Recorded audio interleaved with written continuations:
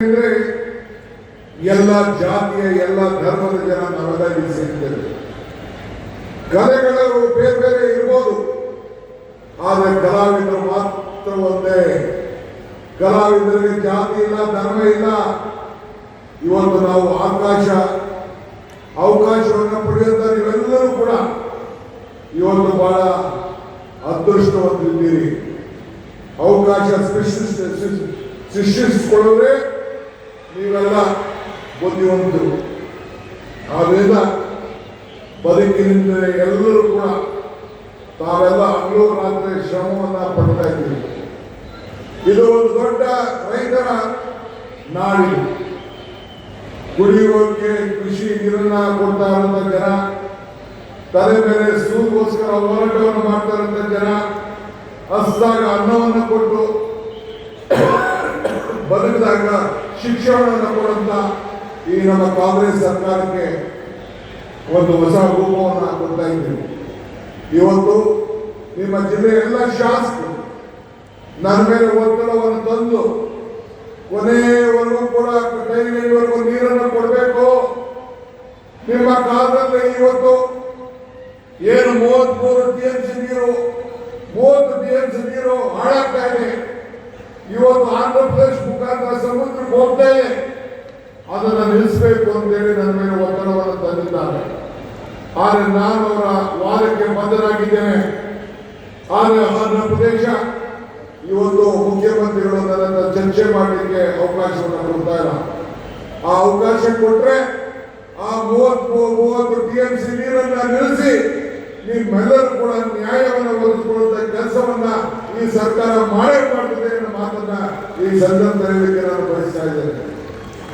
ಇದಲ್ಲದೆ ಇವತ್ತು ತಮ್ಮೆಲ್ಲರೂ ಕೂಡ ಅನೇಕ ನಮ್ಮ ಏನು ಒಂದು ಚಾನೆಲ್ಗಳಿವೆ, ಆ ಚಾನೆಲ್ಗಳ ಅಕ್ಕಪಕ್ಕದಲ್ಲಿ ಯಾವ ರೀತಿ ನೀರು ದುರುಪಯೋಗ ಹಾಕೊಂಡು ಕೊನೆ ಹೆಣ್ಣು ಹೋಗ್ತಾ ಇಲ್ಲ. ಅದಕ್ಕೆ ಇವತ್ತು ನಾವು ಹೊಸ ಕಾನೂನನ್ನು ತೆಗೆದುಕೊಂಡು ಬಂದಿದ್ದೇವೆ. ಆ ಕಾನೂನನ್ನ 500 ಮೀಟರ್ಗೂ ಯಾರು ಬೋರ್ವೆಲ್ ಹಾಕಬಾರ್ದು, ಮೋಟರ್ ಹಾಕಬಾರ್ದು ಅನ್ನೋ ದೃಷ್ಟಿಯಿಂದ ಇವತ್ತು ತೆಗೆದುಕೊಂಡು ಬಂದಿದ್ದೇವೆ. ನೀವೆಲ್ಲ ರೈತರುಗಳೆಲ್ಲ ನೀವು ಸಹಾಯ ಮಾಡಬೇಕು. ಹೋದ ಸರ್ತಿ ನಾನು ಇರಿಗೇಷನ್ ಮಿನಿಸ್ಟರ್ ಆಗಿದ್ದಾಗ ಬಂದಿದ್ದೆ. ನಮ್ಮ ಬೋಸರಾಜ್ ಅವರೆಲ್ಲ ಬಂದು ಕರ್ಕೊಂಡು ಶಾಸಕರೆಲ್ಲ ಕರ್ಕೊಂಡು ಹೋಗಿ ಅಲ್ಲೋಗಿ ಬಂಗಾರಪುರ ಕೆರೆ 300 ಕೋಟಿ ರೂಪಾಯಿ ಇವತ್ತು ಕಾರ್ಯರೂಪಕ್ಕೆ ಬರ್ತಾ ಇದ್ದಾರೆ. ಕಾರ್ಯರೂಪಕ್ಕೆ ಬರ್ತಾ ಇದೆ. ಹಂಗೆ ಏನಾದ್ರು ಮಾತು ಕೊಟ್ಟರೆ ಆ ಮಾತನ್ನು ಉಳಿಸ್ಕೊಳ್ತೇವೆ. ಮುಂದಿನ ಏನು ನಾನು ಅವಧಿಯಲ್ಲಿ ಏನು ಎಲ್ಲ ಗೇಟ್ಗಳನ್ನ ಬದಲಾವಣೆ ಮಾಡಲಿಕ್ಕೆ ತೀರ್ಮಾನವನ್ನು ಮಾಡಿದ್ದೇವೆ, ಅದಕ್ಕೆ ಬದ್ಧವಾಗಿದ್ದೇವೆ. ಆ ಕೆಲಸವನ್ನು ಮಾಡೇ ಕೊಡ್ತೇವೆ. ಮಾತನ್ನ ಈ ಸಂದರ್ಭದಲ್ಲಿ ನಾನು ಬಯಸ್ತಾ ಇದ್ದೇನೆ. ಇವತ್ತು ಈ ಜಿಲ್ಲೆಯಲ್ಲಿ ಹಿಂದೆ ಕೂಡ ನಾವು ಮಿಡ್ ಡೇ ಮೀಲ್ ಕಾರ್ಯಕ್ರಮ ಮಾಡಿದ್ವು, ನರೇಗಾ ಕಾರ್ಯಕ್ರಮವನ್ನು ಮಾಡಿದ್ವು, ಶಿವಶಕ್ತಿ ಕಾರ್ಯಕ್ರಮವನ್ನು ಈ ಜಿಲ್ಲೆಯಿಂದ ಪ್ರಾರಂಭ ಮಾಡಿದ್ವು.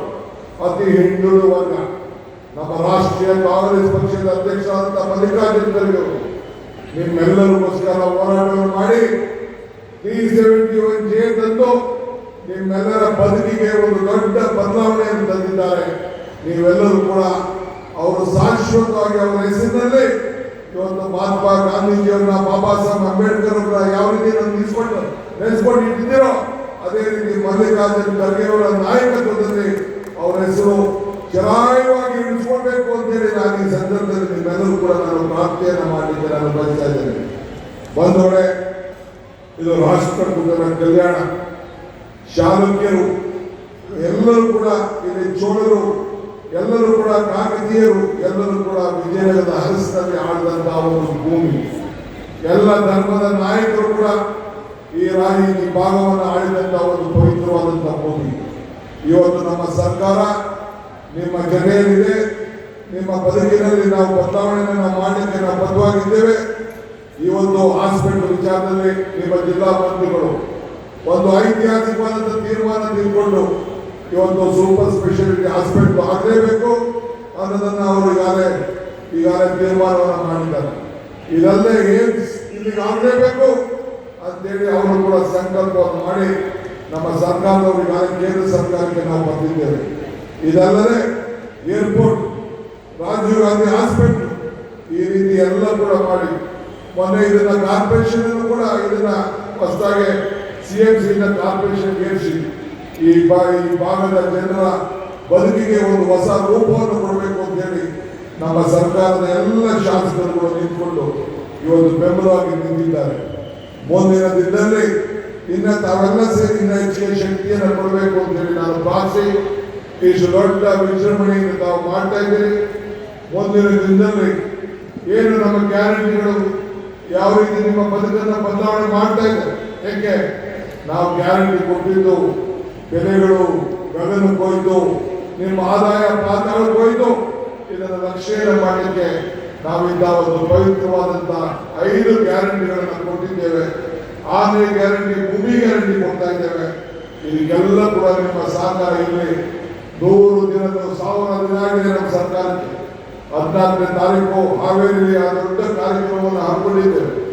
ನೀವೆಲ್ಲ ಕೂಡ ಮುಖಂಡಗಳು ಬರಬೇಕು ಅಂತೇಳಿ ಪ್ರಾರ್ಥಿಸಿ ಈ ಸಾಯಂಕಾಲದ ಈ ಒಂದು ಉತ್ಸವ ಕೊನೆ ಉತ್ಸವದಲ್ಲಿ ತಾವೆಲ್ಲ ನಗರಂತ ಹೋಗಿ ಕೊಡುದು ಕೊನೆಗೆ ಕುಪ್ಪಳಿಸಿ ಆ ಸಂತೋಷವನ್ನು ನಾವೆಲ್ಲ ನೋಡಿ ಆ ಸಂತೋಷಕ್ಕೆ ಫಲವಾಗಿ ಮುಂದಿನ ದಿನ ಮತ್ತೆ ಈ ಅಧಿಕಾರ ಈ ಅಸ್ತಿತ್ವಕ್ಕೆ ಶಕ್ತಿ ಕೊಡುವಂತ ಕೆಲಸ ನಾವೆಲ್ಲ ಮಾಡಬೇಕು ಅಂತ ಹೇಳಿ ಪ್ರಾರ್ಥಿಸಿ ನನ್ನ ಮಾತನ್ನು ಮುಗಿಸ್ತೇನೆ. ಜೈ ಹಿಂದ್, ಜೈ ಕರ್ನಾಟಕ ಮಾತೆ. ಹೆಚ್ಚಿನ ವಿಡಿಯೋಗಳಿಗೆ ಪ್ರತಿಧ್ವನಿ ಯೂಟ್ಯೂಬ್ ಚಾನೆಲ್ ಸಬ್ಸ್ಕ್ರೈಬ್ ಮಾಡಿ, ಬೆಲ್ ಐಕಾನ್ ಕ್ಲಿಕ್ ಮಾಡಿ.